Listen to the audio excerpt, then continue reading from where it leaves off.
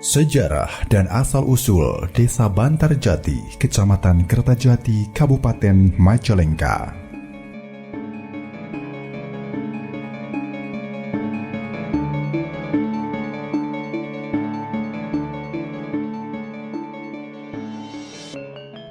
Bermula dari kedatangan Tubagus Pasir dari Banten dan pernikahannya mempunyai dua orang anak, yaitu Tubagus Rangin dan Tubagus Bangin. Keduanya telah berkeluarga dan mempunyai anak serta cucu, yaitu Tubagus Dalas, Tubagus Lurah, Tubagus Seno, Tubagus Kondar, Tubagus Merat, Tubagus Daisa, Tubagus Arsitem, Tubagus Bantarjati, dan Tubagus Panganten atau Buntu. Pada tahun 1410 Masehi, terjadi peperangan rakyat Indonesia dengan pasukan Belanda yang dipimpin oleh Jenderal William Denlas di Sumedang untuk merebut negara Indonesia atau Nusantara. Pada mulanya, Belanda datang ke Aceh atau Serambi Mekah untuk meminta pandangan ke Singamadura. Lalu Singamadura melapor ke Gusti Sinuhun Cirebon yang mempunyai banyak kolonel. Pada tahun 1410 hingga tahun 1411 Masehi, maka diadakanlah tindakan peperangan dan Gusti Sinuhun selama 40 tahun.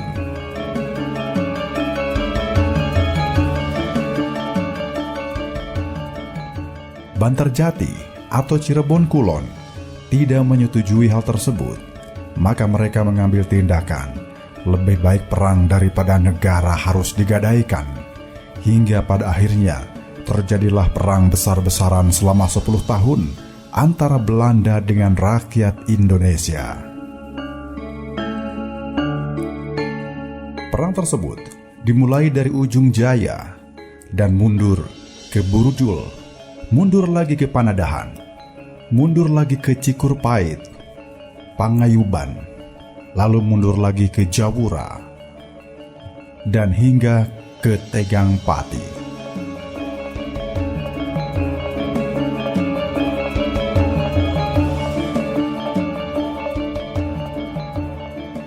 Setelah itu, terjadi lagi perang di Bojong Banteng, karena Tubagus memiliki kandang banteng di Bojong. Selain itu, Tubagus Rangin juga mempunyai rumah karang penghulu di Jati Tujuh.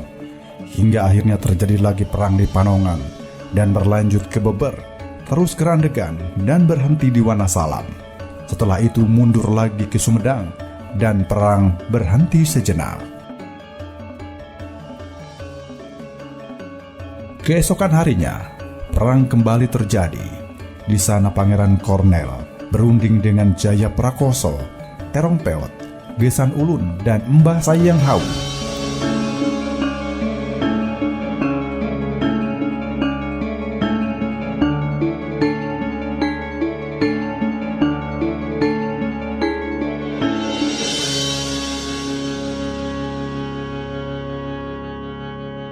Hari Rabu, terjadi peperangan. Tubagus Prakoso selain jadi penunggu beringin, bertugas menunggui beringin yang telah ditancapkan atau ditanam dan berkata,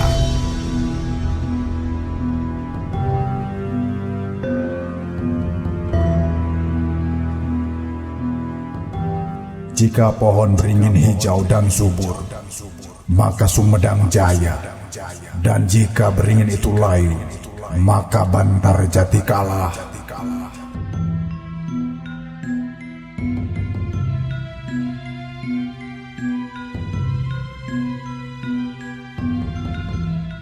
Hingga akhirnya peperangan mundur sampai ke Tegal Bunder, dan di sana juga diadakan rundingan untuk membagi lapangan perang. Zaman dahulu, sekitar tahun 1942, pembukuan ada di keraton di zaman Syekh Sarid Hidayatullah atau Sunan Gunung Jati. Asal mulanya dari Cirebon Kulon. Disebutkan kalau desa Bantarjati karena pemimpin Cirebon melarikan diri ke daerah Kedongdong. Di sana mereka beristirahat dengan menggunakan pelepah pohon jati dan berbantalkan pohon jati, maka disebutlah Bantaljati. Tetapi oleh masyarakat Sunda yang lidahnya kurang pas, sehingga yang asalnya bantal jati menjadi bantar jati.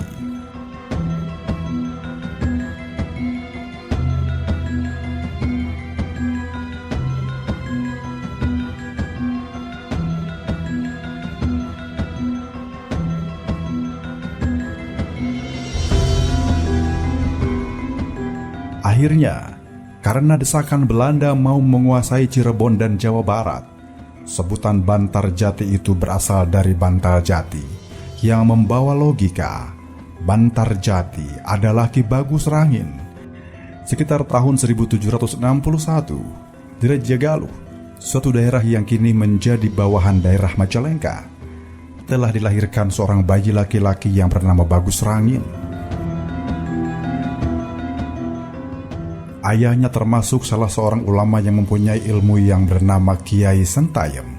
Sejak kecil, Bagus Rangin dididik di lingkungan yang kental dengan nuansa keagamaan, sehingga pada saat beranjak dewasa, oleh ayahnya dibekali dengan ilmu agama dan pengetahuan umum, juga ilmu keperwiraan, seperti pencak silat atau main po, sebagaimana kebiasaan para pemuda pada zaman itu. Bagus Rangin berguru lagi kepada Rama Banten, terutama dalam hal menyelami ilmu agama yang berkaitan dengan tarekat dan ilmu tasawuf. Sedari remaja, Bagus Rangin gemar melakukan tirakat dan membekali diri untuk lebih mendekatkan diri dengan Sang Penciptanya dan mengembangkan kepribadiannya. Pada masa itu, Bagus Rangin sangat terkenal dan menjadi pembicaraan di pusat pemerintahan Cirebon, sehingga Sultan Cirebon mengangkat Bagus Rangin menjadi pemimpin daerah Kebagusan Jati 7, sekitar 30 km sebelah utara kota Majalengka atau 70 km sebelah barat kota Cirebon, dekat dengan perbatasan daerah Indramayu dan Sumedang. Pangkatnya waktu itu adalah Senapati. Di alun-alun Jati 7 ditanami 7 buah pohon jati. Dari situlah dinamakan Jati 7. Bagus Rangin muncul sebagai pemimpin yang disegani dan dihormati oleh rakyatnya. Namanya harum, tidak hanya di daerah Jati 7 saja, tapi menyebar hingga ke seputaran Kandang Haur, Indramayu, Loh Bener, Palimanan, Rajagaluh, Talaga, dan Kuningan. Tahun 1677, kekuasaan Kesultanan Cirebon dibagi-bagi kepada para putranya, yaitu Panembahan Girilaya atau Sultan Sepuh Kasepuhan, Sultan Anom Kanoman, dan diteruskan ke Sultan Cirebon atau Kacirebonan. Kekuasaan Kompeni Belanda juga masuk ke Cirebon tak selang beberapa lama dengan dibagikannya kekuasaan Kesultanan pada tahun 1681.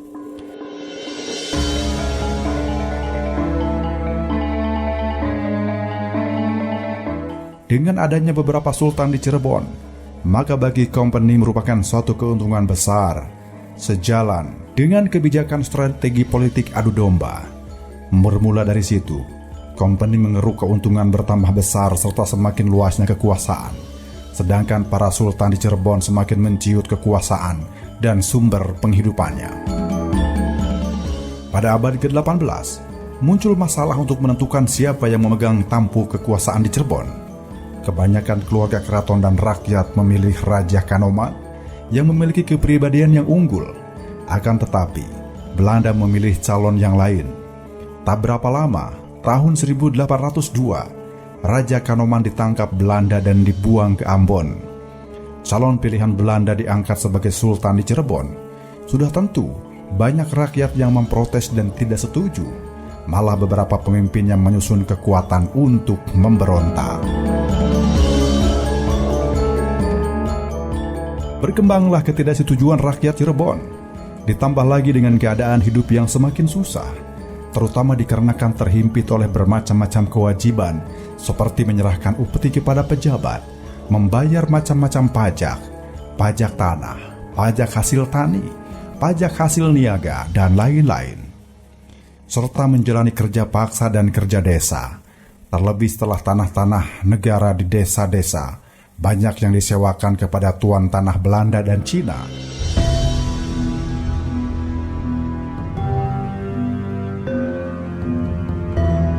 Yang disewakan pun tidak hanya tanahnya, tapi juga dengan rakyatnya. Begitu pula dengan segala fasilitas lainnya seperti jalan, jembatan, dan lain-lain. Karena itu kehidupan rakyat semakin sengsara. Hal itu pula yang menyebabkan timbulnya niat rakyat untuk memberontak. Rakyat terus mendesak kepada Bagus Rangin agar memimpin perjuangan mereka. Lantas, tidak tahan mendengar rakyat hidup melarat dan menderita.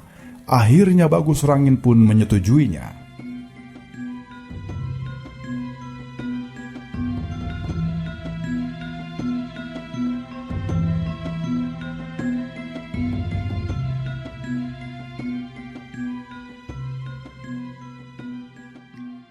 Bila kejadian di sekitar perjuangan Bagus Rangin dicermati, ada 5 peristiwa perang dahsyat yang berkecamuk antara pasukan rakyat Cirebon dengan serdadu Hindia Belanda.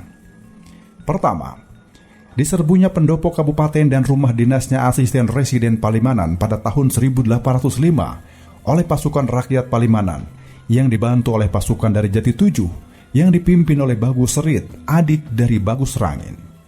Dalam peristiwa itu, Bupati Palimanan Tumenggung Madenda, asisten residen Belanda dan beberapa orang pejabat berikut anggota pasukannya, termasuk Tuan Tanah Cina tidak berdaya, menjadi korban senjata rakyat. Kedua, dikepungnya pasukan Bagus Rangin yang berpusat di Jati Tujuh pada tahun 1806 oleh pasukan serdadu Belanda yang dibantu oleh beberapa pasukan pribumi dari Sumedang, Karawang, dan Subang, Cirebon, serta Madura.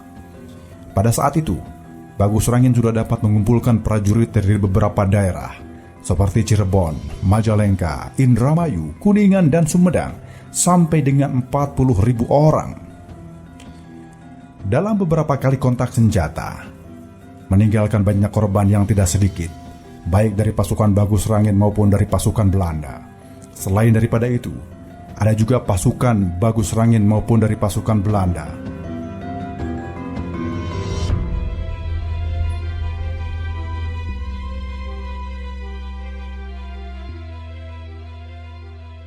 Ada yang mundur, lalu bersembunyi atau menerobos keluar Jati Tujuh. Bagus Rangin sendiri lolos dari kepungan musuh serta terus keluar masuk hutan dengan beberapa anak buahnya. Akhirnya beliau menyepi dan bertirakat di Pasir Luhur, suatu gunung kecil yang sekarang masuk daerah perbatasan antara Kabupaten Ciamis dan Kabupaten Cilacap. Di sana beliau mengambil kesimpulan bahwa sasaran perjuangan harus dirubah. Tidak sekedar mendukung Raja Kanoman agar menjadi sultan, karena realitanya kedudukan sultan sangat bergantung kepada kebijakan pemerintah Hindia Belanda. Sebisa mungkin harus mendirikan kerajaan sendiri yang mandiri. Ketiga, berdirinya negara yang diberi nama Panca Tengah dengan pusat kotanya di Bantarjati, di samping Sungai Cimanuk tak jauh dari Jati Tujuh. Kemudian Bagus Rangin mengumpulkan lagi prajurit sambil meyakinkan bahwa dengan berdirinya negara tidak akan ada kerja paksa dan pungutan paksa, tapi untuk menegakkan keadilan dan menggapai kesejahteraan. Dukungan dari rakyat bermunculan di mana-mana, baik itu berupa tenaga maupun senjata, terutama bedil.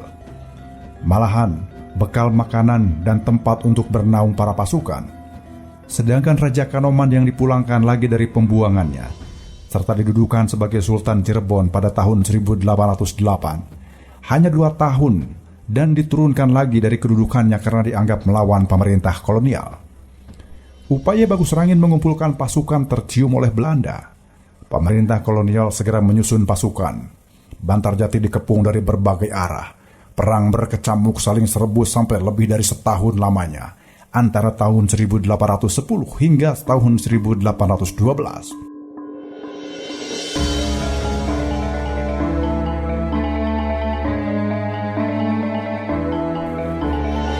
Awalnya, pasukan Bagus Rangin unggul dalam peperangan di beberapa tempat, serta mengalahkan pasukan Sumedang pada tanggal 22 Juli tahun 1810, dan pasukan Karawang. Untuk menanggapinya, Gubernur Jenderal menugaskan Komisaris Koperus di Cianjur, supaya Bupati Cianjur mengirimkan pasukan 500 orang prajurit ke Bantarjati. Selain itu, mendatangkan pula pasukan Mangkunegara dari Solo, pimpinan Pangeran Mayor Suryanegara dan Pangeran Suryadipura. Perang hebat pun berkecamuk di Bantarjati pada tanggal 16 hingga 29 Februari tahun 1812. Dari kedua belah pihak, banyak jatuh korban.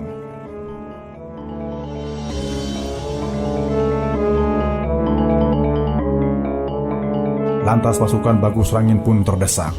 Sekuat tenaga menahan musuh di Pangayonan, tapi terdesak lagi hingga mundur ke Sindang, terus mundur kembali ke Panongan. Pada tanggal 27 Juni 1812, Bagus Rangin terkepung sampai akhirnya tertangkap. Untuk sementara rakyat Cirebon pun terhenti pemberontakannya. Keempat, pasukan yang meneruskan perjuangan Bagus Rangin muncul lagi pada tanggal 9 Desember 1816 yang dipimpin oleh Ki Bagus Jabin, keponakan Bagus Rangin. Pasukannya berhasil merebut Kandang Haur, sekarang masuk wilayah Kabupaten Indramayu. Ketika Belanda mengepung Kandang Haur, bisa ditahan oleh prajurit Bagus Jabin. Malahan Bagus Jabin bertekad hendak menyerang Indramayu.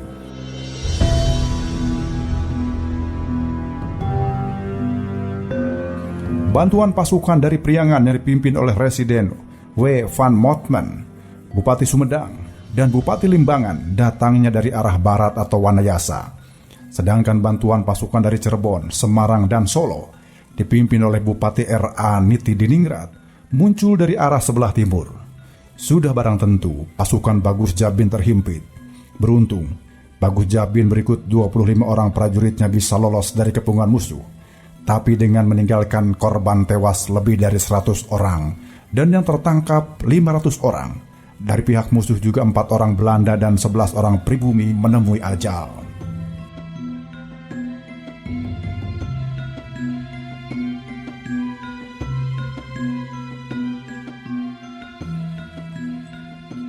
Kelima, pasukan yang dipimpin oleh Bagus Jabin, Bagus Serit, dan Nairem yang bersembunyi di Kedondong menyerbu musuh yang ada di kota Kawedanan, Blandong, Januari 1818. Lalu menyerbu kembali Palimanan untuk membebaskan sahabat-sahabatnya yang sedang dipenjara. Rumah asisten residen berikut termasuk beberapa rumah pejabat Belanda lainnya pun dibakar.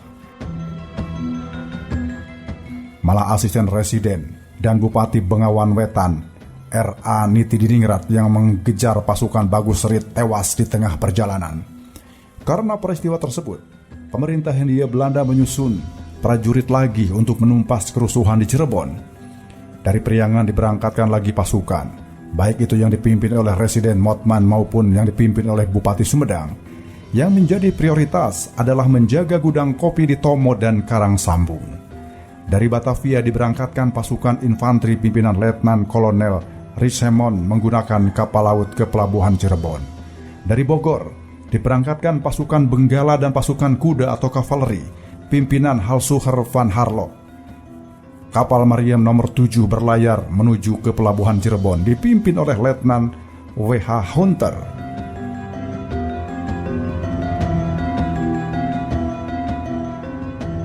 Satu detesemen pasukan Belanda yang dipimpin oleh Kapten Korfrer diberangkatkan dari Semarang untuk mengepung pasukan yang memberontak. Markas pasukan dari Priangan dan Bogor ditetapkan di Karangsambung. Markas pasukan dari Batavia dan Semarang di Cirebon. Markas pasukan lainnya di Indramayu. Tanggal 1 Februari 1818, seluruh pasukan Belanda dengan semua pendukungnya memulai bergerak untuk mengepung dan menyerang pasukan Bagus Jabin yang sudah tersebar di Kedondong dan sekitarnya. Tapi pasukan Bagus Jabin dan Nairem bisa menahan, malah terus mengejar pasukan Belanda sampai ke Palimanan, serta beberapa orang perwira serdadu Belanda pun menemui ajal, seperti Kapten Kalberg dan Letnan Wessel.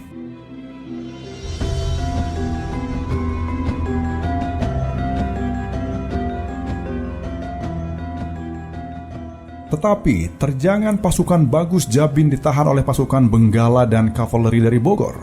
Seminggu kemudian, 9 Februari, pasukan Jabin terdesak hingga mundur sampai ke seberang Sungai Cimanuk. Tanggal 13 Februari pasukan Jabin pun tidak berkutik lagi. Tanggal 25 Februari, Nairem tertangkap. Karena itu pada bulan Maret praktis daerah Kedondong Blandong, Palimanan, dan Raja Galuh sudah aman lagi. Meskipun pada bulan Juli ada pemberitaan di Kawedanan Talaga timbul perlawanan rakyat yang dipimpin oleh Rama Gusti. Pada tanggal 6 Agustus daerah Palimanan diserang oleh pasukan Bagus Rit, tapi kekuatannya sudah tak seberapa hingga mudah sekali ditumpas. Akan tetapi pada tanggal 8 Agustus 1818 pasukan Bagus Rit sempat mengubrak-ngabrik musuh di dekat sumber sampai dengan Kapten Krieger hampir saja menemui ajal. Akhirnya, Bagus Rit bisa ditangkap dengan cara dicurangi dan diliciki. Bagus Rit dan Nairam dihukum mati. Sejak itu, di daerah Cirebon tidak ada lagi pemberontakan.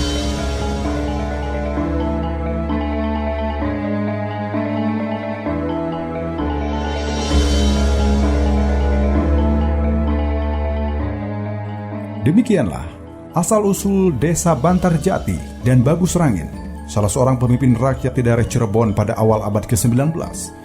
Beliau juga menggelorakan dan memimpin perjuangan melawan penjajah dan antek-anteknya. Sepintas, beliau seperti bukan orang Cirebon, malah terasa lebih mirip orang Banten, karena memakai kata bagus dalam namanya.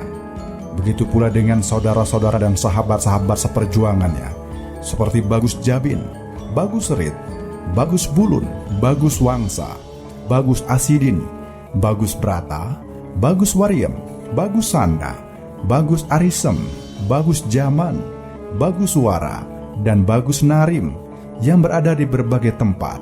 Mungkin Bagus adalah nama khusus pada zaman itu di daerah tersebut, karena sebelum dan sesudahnya tidak diceritakan ada tokoh di daerah itu yang memakai kata bagus. Pada masa itu, mungkin terkait dengan pengaruh gurunya yang berasal dari Banten, terkenal dengan sebutan Ama Banten atau Rama Banten. Wallahu a'lam.